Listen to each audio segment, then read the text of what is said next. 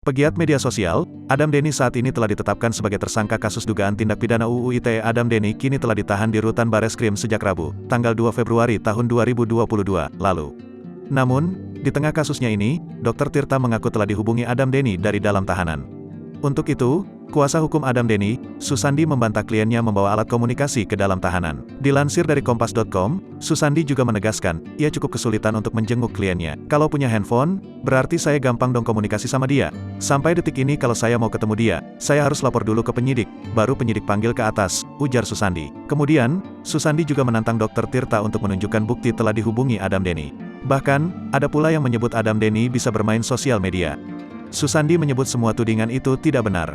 Jadi, kalau dibilang ada handphone, itu bohong. Coba tunjukkan kalau ada handphone, terus katanya kalau Instagramnya bisa dimainkan, semuanya kan sudah jadi barang bukti, ujar Susandi. Sementara itu, pengakuan Dr. Tirta itu terlontar ketika ia menghadiri persidangan jering. Saat itu, Dr. Tirta menjadi saksi dari persidangan tersebut. Meski demikian, Susandi menganggap pernyataan Dr. Tirta sebagai hal yang wajar, lantaran merupakan hak dari yang bersangkutan. Namun, Susandi akan mengirimkan somasi kepada Dr. Tirta apabila masih menyebarkan kabar yang tidak benar.